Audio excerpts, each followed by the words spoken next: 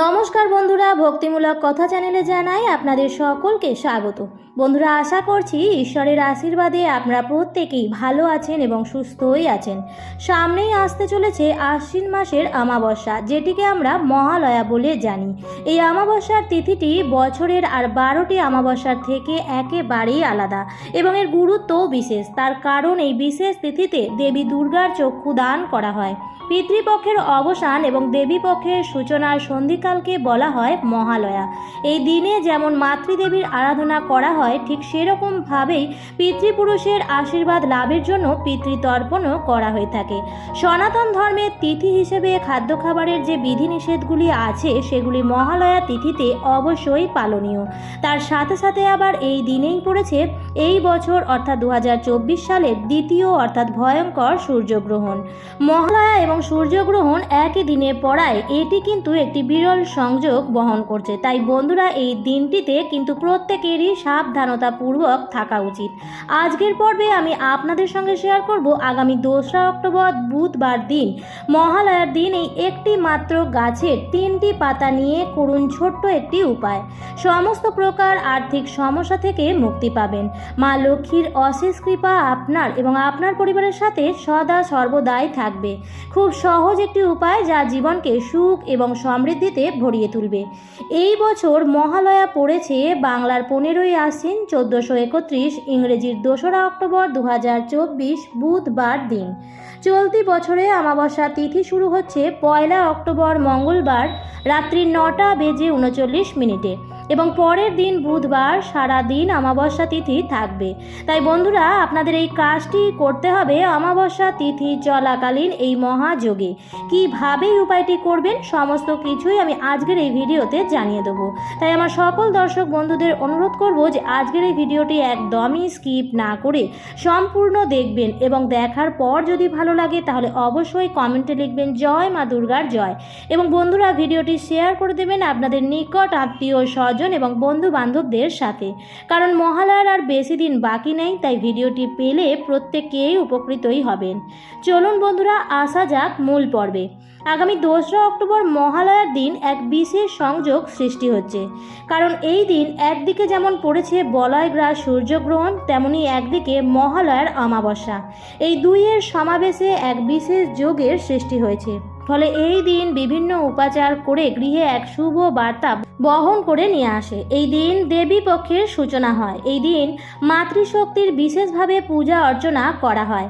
বাড়িতে পূজা অর্চনা করার সময় এই একটি বিশেষ ফুল, অপরাজিতা ফুলের ব্যবহার অবশ্যই করবেন।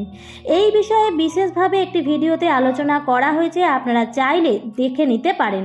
তার লিঙ্ক উপরের আই বাটনে দেওয়া হলো। তবে আপনারা যদি আর্থিক সমৃদ্ধি পেতে চান, আর্থিক অভাব দূর করতে চান, তাহলে এই দিন পূজা অর্চনার সাথে সাথে এই গাছের 3টি পাতা নিয়ে এই উপায়টি অবশ্যই করুন। আর বন্ধুরা, এই গাছটি হলো তুলসী গাছ। আমাদের নিতে হবে তুলসী গাছের 3টি পাতা। বন্ধুরা, আমাদের হিন্দু ধর্মে তুলসী গাছকে একটি পবিত্র গাছ হিসেবে মনে করা হয় যে যে বাড়িতে তুলসী গাছ থাকে সেই বাড়িতে বাড়ির বাস্তুদোষও দূর হয়ে যায় এবং সেই বাড়িতে কোনো নেতিবাচক শক্তি প্রবেশ করতে পারে না। এমন কোনো হিন্দু বাড়ি নেই যে যে বাড়িতে তুলসী গাছ নেই। প্রত্যেকের বাড়িতেই তুলসী গাছকে দেবী হিসেবে পূজা করা হয়। সকাল সন্ধ্যা ধূপ প্রদীপ দেখিয়ে পূজা অর্চনা করা হয় এবং তুলসী গাছকে আর 5টি গাছের মতো মেঝেতে রাখা হয় না। একটি বেদির মতো উঁচু স্থান করে তার উপরেই তুলসী গাছের স্থাপন করা হয়। বিশেষ কয়েকজন ছাড়া প্রায় সমস্ত দেবদেবীর পুজোর ক্ষেত্রেই তুলসী গাছের পাতা ব্যবহার করা হয়।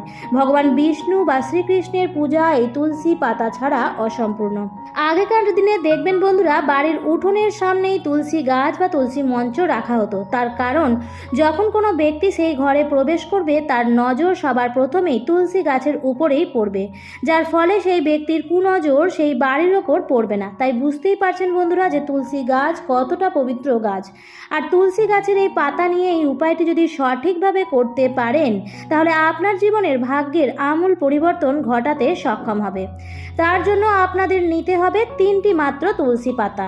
তবে এই 3টি তুলসী পাতা যেন সবুজ সতেজ হয় এবং পোকায় না খাওয়া এরকম টাটকা পাতা আপনাদের সংগ্রহ করতে হবে। তবে বন্ধুরা, যে তুলসী গাছটিকে আপনারা নিত্যদিন সকাল সন্ধ্যা পুজো করেন সেই গাছ থেকে এই পাতাগুলি তুলবেন না। বাড়িতে অন্য গাছ থাকলে সেই গাছ থেকে তুলবেন অথবা আপনারা বাইরে থেকেও কিনে নিয়ে আসতে পারেন। তুলসী পাতা তোলার সময় একটি বিষয় মনে রাখবেন যে তুলসী পাতা কখনো একসঙ্গে অনেকগুলি তুলবেন না, একটি একটি করে তুলসী পাতা তুলবেন। এবং আপনি নিশ্চয়ই জানেন যে তুলসী পাতা তোলার সময় একটি মন্ত্র আমাদের উচ্চারণ করতে হয়, আর সেই মন্ত্রটি হলো ওম ভদ্রায় নমঃ। যখনই আপনি তুলসী পাতা তুলবেন এই মন্ত্রটি অতি অবশ্যই উচ্চারণ করবেন। একটি করে তুলসী পাতা তুলবেন আর এই মন্ত্রটি উচ্চারণ করবেন। পরপর 3টি পাতা তোলার সময় 3 বার এই মন্ত্রটি উচ্চারণ করতে হবে। এবার এই 3টি তুলসী পাতা তোলার পর যে কাজটি আপনাকে করতে হবে তা হলো এই 3টি পাতাকে গঙ্গা জল দিয়ে ধুয়ে শুদ্ধ করে নিতে হবে।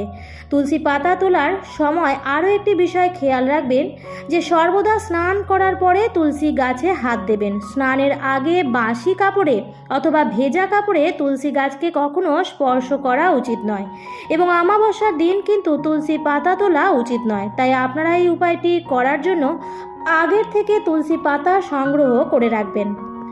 স্নান করে তুলসী পাতা তুলে গঙ্গা জল দিয়ে ধুয়ে শুদ্ধ করে ঠাকুর ঘরে ঠাকুরের আসনের নিচে রেখে দেবেন এবং সারা দিন সেইভাবেই রেখে দেবেন। এরপর সন্ধ্যাবেলায় যখন আপনি নিত্য সন্ধ্যা দিতে যাবেন, অর্থাৎ মহালয়ার দিন অমাবস্যা চলাকালীন সন্ধ্যাবেলায় নিত্য সন্ধে যেমনভাবে দেন সেভাবেই সন্ধ্যা দিয়ে দেবেন এবং তুলসী মঞ্চে এই দিন সন্ধ্যাবেলায় অবশ্যই ধূপ প্রদীপ দেখাবেন এবং তারপর ঠাকুর ঘরে চলে আসবেন এবং ঠাকুর ঘরে ঠাকুরের সামনে বসে একটি মন্ত্র 21 বার জপ করবেন। আর এই মন্ত্রটি হলো ওম শ্রীম শ্রীয়ে নমঃ। 21 বার এই মন্ত্রটি জপ করবেন। এই মন্ত্রটি মা লক্ষ্মী দেবীর খুবই প্রিয় একটি মন্ত্র। মন্ত্রটি উচ্চারণ করবার আগে অবশ্যই কিন্তু প্রদীপ ধূপ ধুনো দেখিয়ে সন্ধ্যা দিয়ে নেবেন এবং 3 বার অবশ্যই শঙ্খ বাজাবেন। তারপর আপনি এই মন্ত্রটি জপ করবেন। মন্ত্রটি জপ করা হয়ে গেলে আপনি আপনার মনের কথা মা লক্ষ্মী দেবীকে জানাবেন। এরপর ওই 3টি তুলসী পাতা, যে পাতাগুলিকে সকালবেলায় পুজোর সময় ঠাকুরের আসনের নিচে রেখেছিলেন, সেই পাতাগুলিকে হাতে নিয়ে ঘড়ির কাঁটার বিপরীত দিকে অর্থাৎ আপনার মাথার উপরে বাঁ দিক থেকে ডান দিকে ঘুরিয়ে কপালে স্পর্শ করাবেন। এরপর আপনি যেই ঘরে রাতে ঘুমাতে যান সেই ঘরে বালিশের তলায় রেখে দেবেন। খেয়াল রাখবেন এই তুলসী পাতাটি রাখার পর সেই বালিশটি যেন আর কেউ না ছোঁয়, সেই বালিশটিতে আপনিই শোবেন।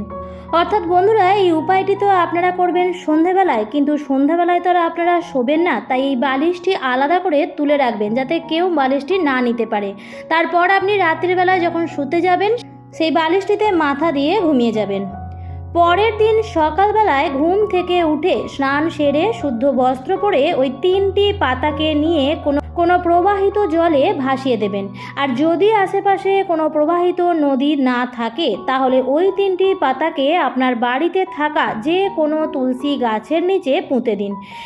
এরপর থেকে যে কোনো শুভ কাজেই যান না কেন অথবা শুভ কাজ করার আগে ওই তুলসী গাছের তলার একটু মাটি নিয়ে আপনার কপালে স্পর্শ করাবেন এবং মনে মনে আপনার ইষ্ট দেবতাকে স্মরণ করবেন। আগামী বুধবার মহালয়ার দিন থেকেই উপায়টি শুরু করবেন এবং মা দুর্গার বিসর্জনের আগে পর্যন্ত প্রত্যেক বৃহস্পতিবার এই 3টি তুলসী পাতার সহযোগে এই উপায়টি একইভাবে করে যাবেন। একদিন করার পরই এই উপায়টি বন্ধ করে দেবেন না। দেখবেন যে কাজের জন্য আপনি এই উপায়টি করছেন সেই কাজেই আপনি সফলতা পাবেন। শুধু তাই নয়, যখনই আপনি কোনো শুভ কাজের উদ্দেশ্যে বেরোবেন, যেমন ধরুন কোনো চাকরির পরীক্ষা অথবা কোনো ব্যবসার ক্ষেত্রে, সেই কাজেই কিন্তু আপনি সফল হয়ে ফিরবেন। এছাড়াও আপনার মনের মধ্যে থাকা সমস্ত নেতিবাচকতাকে দূর করবে এবং মনের মধ্যে আত্মবিশ্বাসকে বাড়িয়ে তুলবে। আগামী বুধবার মহালয়ার দিন এই উপায়টি অবশ্যই করুন। মা দুর্গার বিসর্জনের আগে পর্যন্ত প্রত্যেক বৃহস্পতিবার এই উপায়টি করতে থাকুন এবং তার সাথে সাথে বন্ধুরা, মহালয়ার দিন অবশ্যই মাতৃশক্তির আরাধনা করুন এবং পূজার সময় অবশ্যই অপরাজিতা ফুলের ব্যবহার করুন। আমার আজকের পর্বটি এই পর্যন্তই। ভিডিওটি দেখে যদি ভালো লাগে তাহলে অবশ্যই লাইক কমেন্ট শেয়ার করবেন বন্ধুরা। আর যদি চ্যানেলে নতুন হয়ে থাকেন তাহলে চ্যানেলটিকে সাবস্ক্রাইব করে আমার সাথে থাকবেন। দেখা হবে পরবর্তী নতুন কোনো ভিডিওতে। ভালো থাকবেন, সুস্থ থাকবেন। ধন্যবাদ।